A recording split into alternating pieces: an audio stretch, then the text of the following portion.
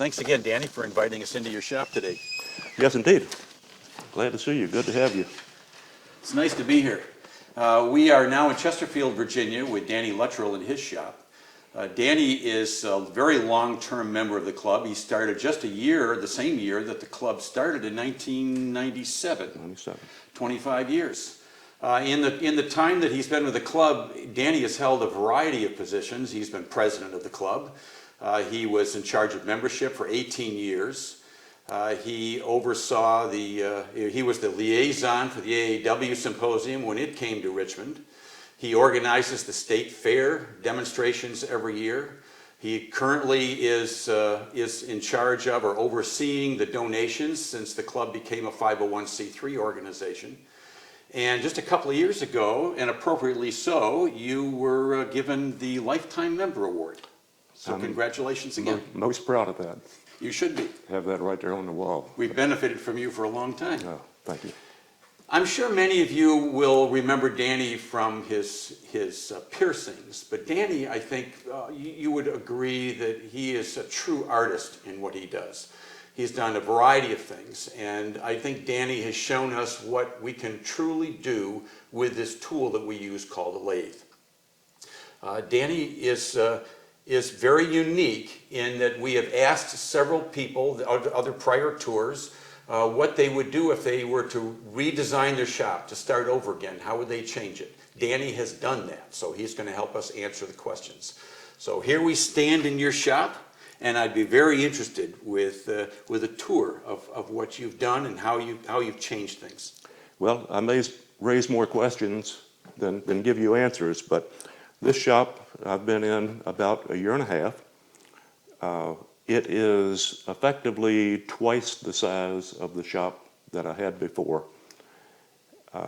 And I knew what I was going to do because I knew what worked in the other shop. So I got on the computer, I took dimensions of every machine I had, got on the computer, did a layout, brought it in here and set it up, and I've been changing it ever since. Oh, it wasn't perfect when you first moved in. It did not work. It absolutely did not work.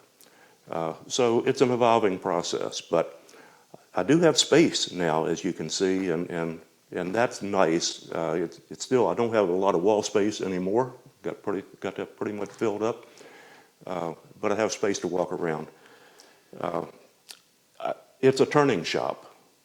I do a little bit of flat work, just because you have to, but I'm a turner, not a cabinet maker. So I try to be set up that way. Well, let's see how you've got it organized. Well, this area here, nice open space, of course. Drill press can be anywhere. Bandsaw over here, which is kind of tucked away behind that cabinet. Router table, I love the router table. I almost wish I did more router work because this thing really does a great job. Here, I have room for a 4x8 sheet of plywood to run through the table saw. Again, it's an old, small saw, but it works for me. I'm not the saw stop kind of guy yet, and may not be at this age. I keep the miter box. Beside that, I can use this table, so I can run roughly 12 feet of material through that miter box in either direction. I had before my chemical storage on a roll-around cart, put a top on it. It's kind of become a sanding center. And I also have a small joiner, an oscillating spindle sander, and a planer. And for the short work that I do, I can pretty much just pull these out here a little bit and get them oriented. Without disrupting a lot of stuff. So even with all the space you've got, you still have those kind of sandwiched into a corner, but they're on wheels to be able to move out when you need them. Yes, because I think it would take a gymnasium or something to get, in my opinion, everything out there. The shop does have air conditioning, and that's actually a heat pump. So when I did move in, I was able to beef up the trusses a little bit and add insulation and flooring up there. So I've got light storage up there, but the insulation really helped. So my mechanics tools I brought with me from before. I was never able before to set up these two tables that I had. I've got space to do that. And of course, they're flat surfaces, so they collect things. But I can, I've got two projects there, one over here. That brings up this workbench.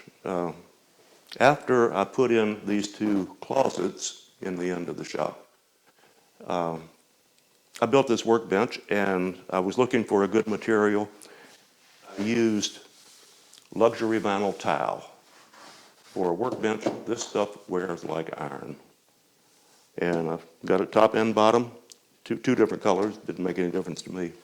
But that has made a really nice surface for a workbench.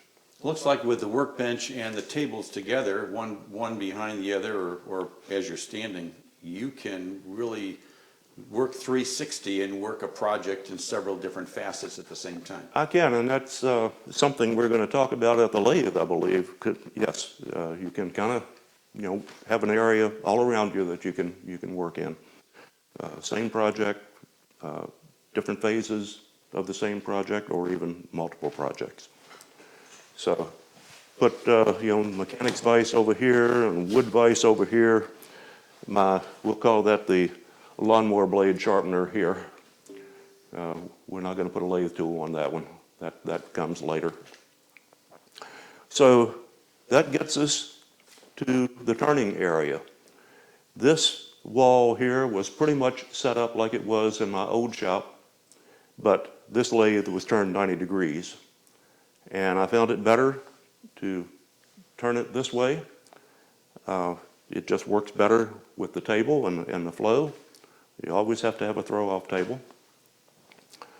So, like I say, now we're in the turning shop. My main lathe is a Powermatic 3520. It's been a very versatile lathe for me. It's an A model that I bought in 2004. And it served me well. I have pretty much made a B model out of it with all the additions. I added an indexing system here from, what is that, Iron Fire. Can't ever remember the name of them.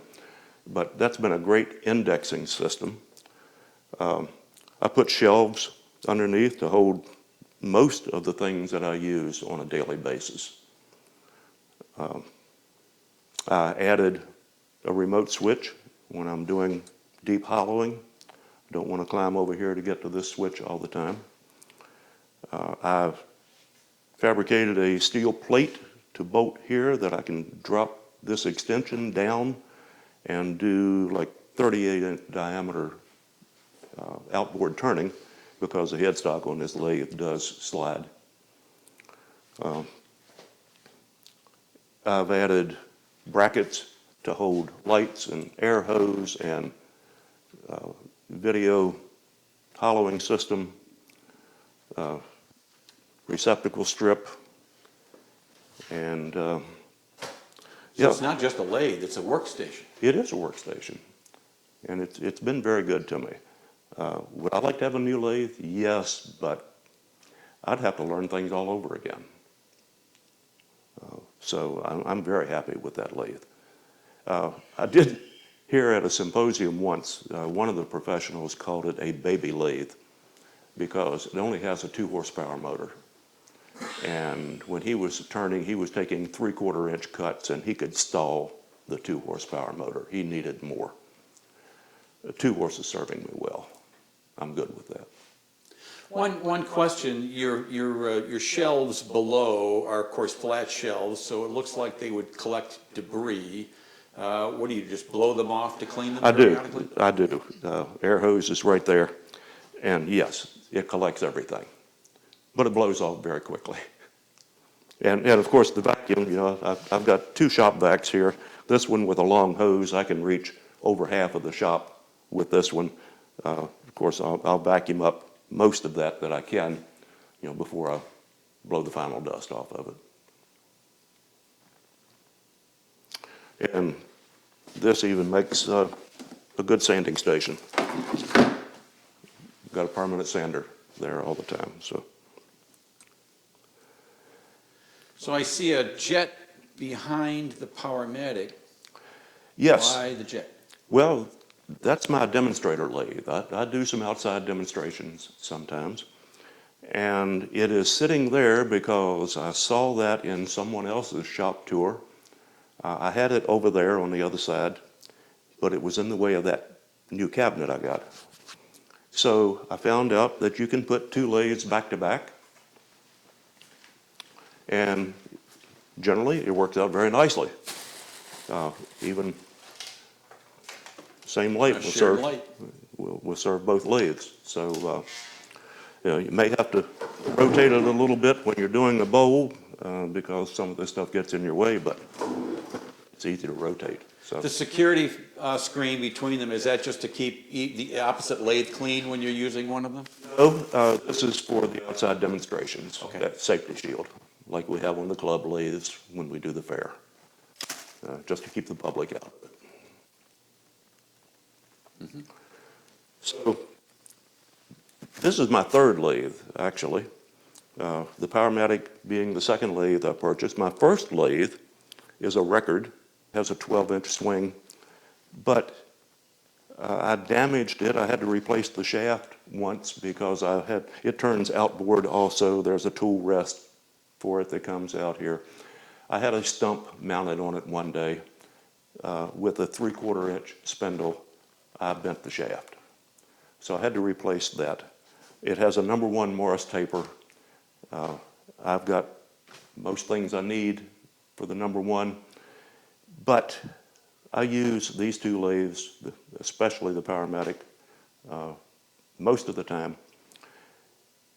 The lathe at that point, the record, did not have a lot of value on the market, so I converted it to a permanent buffing station. I built the stand for it from a tree that got cut down in the neighborhood, and of course it was green when I got it, and it has twisted, and it's requires some adjustment to the legs periodically. Holds up well as a buffing station.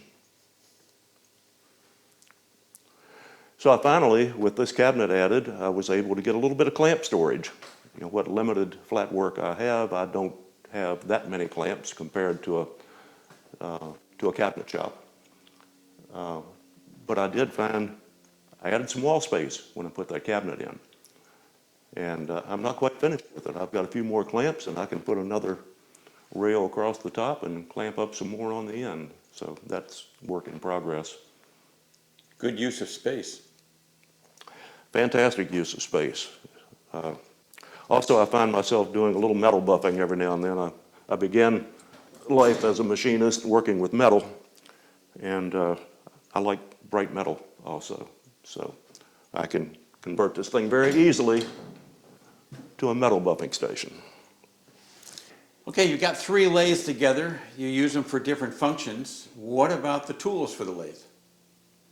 Well, most of my turning tools, of course, all kinds of tools.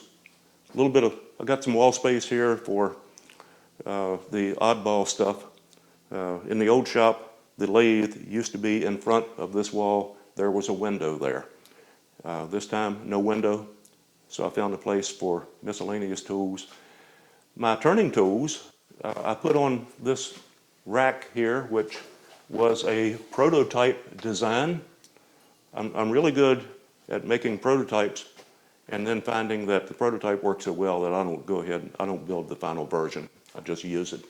So a couple of hinged panels and magnetic strips hold my turning tools. And of course, some of them, we've got holes in these shelves. So it's worked out pretty well. I have a light bracket mounted to the top of it and some other fixtures here that I've used on the Powermatic. Tools. always good to have a smock. Keeps a lot of stuff out of your clothes. And I found out I don't like washing chips in the laundry because they end up places that I don't like to scratch very often. This right here has been the most fantastic thing I've ever seen. Shoe covers. You would be amazed at how many chips that will keep out of your shoes and preserve your socks a little bit longer. I don't know where to get these. Look for them on the internet. I saw a guy wearing them at the AAW symposium once, many years ago, and I had to have them, and I sure am glad that I got them. They go on with Velcro, so very easy to deal with. I've made some homemade tools. I've got various shapes of stuff out of files. I never was real good at that. I don't use them much anymore because I didn't understand heat treating at the time, and I've destroyed a couple of them, and they're dangerous when that happens. So A little brittle. they get very brittle. But if you need a special shape, if you got an old file that's no good, you can grind it up. And for a light scraper, you don't have to worry about heat treating. But anything heavier than that, heat treat them. Learn how to heat treat your metal so it doesn't shatter on you. Well, Danny, you've relocated from an old shop to a new shop. You've made some modifications even since you've been here. But in the grand sense, how have you changed your shop to make it more usable since you moved from the old location? Well, I guess, when I moved in, it was a blank slate. So I had a dust collection system, a vacuum, that was in the overhead before in an unconditioned space. And I got tired of exhausting conditioned air. So before I moved anything in here, I built 2 closets in the back.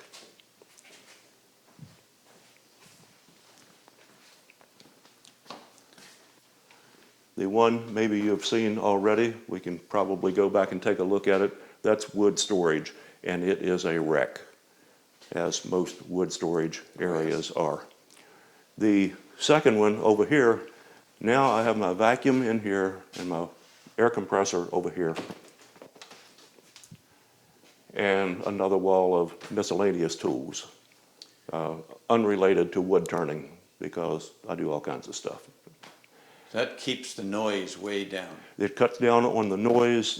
My initial design is to replace a couple of these panels with filters. Right now, all of the air is escaping back under the door, but at least I'm not exhausting it outside, so heat and air conditioning stay in the room. One of these days, I'll get the right size filters and cut them into this door. So you plumb your dust collection from there.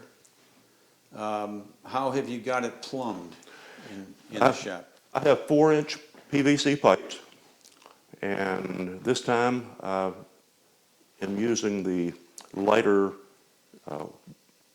drain sewer pipes instead of the Schedule 40 PVC. I come out through this wall under the bench, an inconspicuous area up under there, never used, and come over here to get to the lathe. I added a tap later to go across the ceiling to get to a couple of machines over here with limited success. It's an attempt at getting more dust away. Also, I ran across this wall at the bottom and came out over here, so I've got connection points for these machines. That leaves me with a real problem for the miter box. I just deal with it. It just blows stuff everywhere, and get out the shop vac and clean it up. It's tough to collect a miter box debris unless you enclose the whole. You have to enclose the whole thing. Normally, I see miter boxes installed up against a wall where you have a permanent bench. I don't have that luxury here. I guess I could have, but I've got cabinets in the way, and I prefer the cabinets rather than build a bench and build my own cabinets. So, You know, I've been in many shops and light is always a problem. You've got some pretty bright lights here. Can you quickly tell me about these lights? well, again, when I moved in, we had a blank slate. There were 4 light bulbs in here, and they weren't doing anything significant. So I had my electrician come by and put in the LED disc lights, which are very safe. But if you can tell the difference on camera, they're pretty yellow. I don't like that color, and they're not very bright. So I went back in the original 4 places and put the screw-in bulb sockets back in, took the disc lights out, and bought these, as seen on TV, LED garage lights at about 9,000 lumens each. Put 4 of them in here. Now I've got a nice white light, and I can see a lot better. Yeah, you don't want to stare at these lights too long. No, not at all. And it looks like they're adjustable. You can aim them. They are.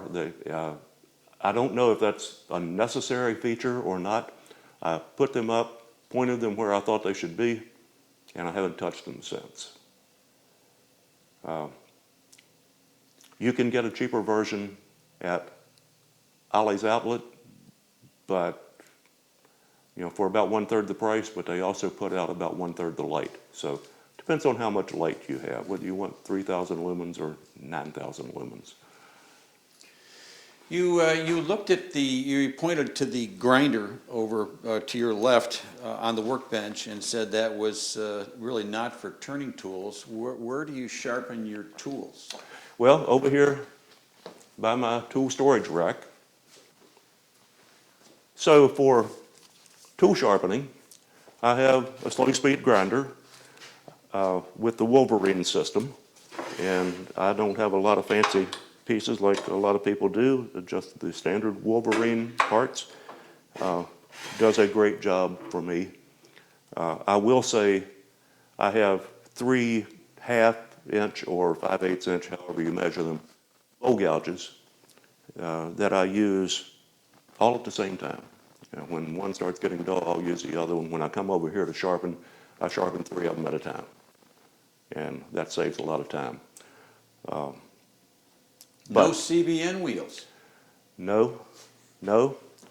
I get chastised for that sometimes, but interesting, this stone here, my main stone, from 8 inches, it's down to about 7 1/4 inches. In how many years? Let me think. How many years? About 20.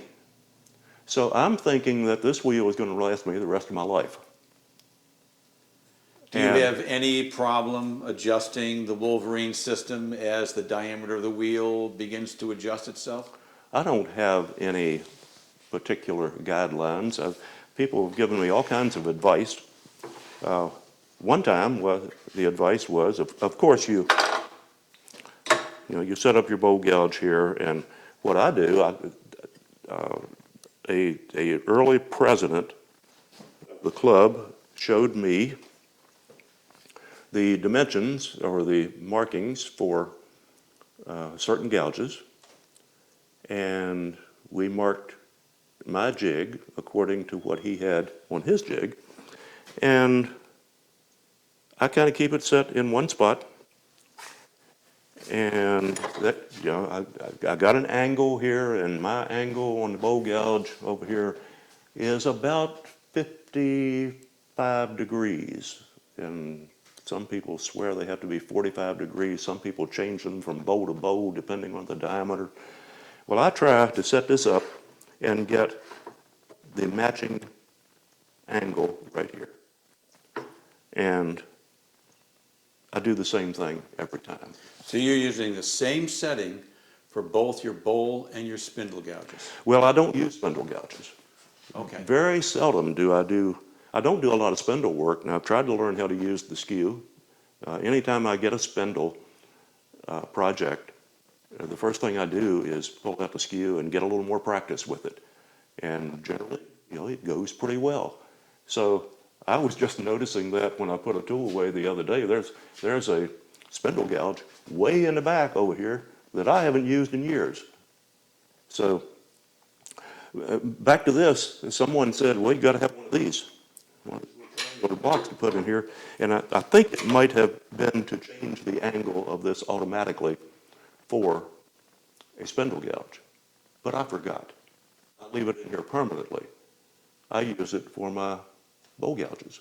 I don't know what difference it would make in that little bit of angle. Of course, I had to set the grinder initially where they recommended, get it up 3/4 of an inch from the base. There's a lot of experts out there, and I found this works for me, and you should do what works for you. And if you want to see what I'm doing and copy it and try it, if you don't have a particular place to start from, you're more than welcome. But don't ask me for the scientific background. I don't have it. I just know that my setup creates that right there, and I am very happy with it. Now that brings up the Ellsworth bump. I was going to say that looks close to the Ellsworth grind, Well, or the Irish grind. yes. Now, when I saw an Irish grind not too long ago, it swept back 2 inches. And I thought, no, I thought I had an Irish grind, but apparently I don't. Mine only sweeps back about 1 1/8. And I don't think there's anything magic about that either. But the Ellsworth bump, which, by the way, David does not claim as his bump, somebody has assigned that to him, I found a use for it. I kind of like it. Because if I'm in, the holosphere, the 3-inch diameter hollow sphere, I can go inside of that sphere on the Ellsworth bump, and the rest of this edge is out of the way. It does me well in that situation, and it doesn't seem to hurt me in any other situation. So thank you, David.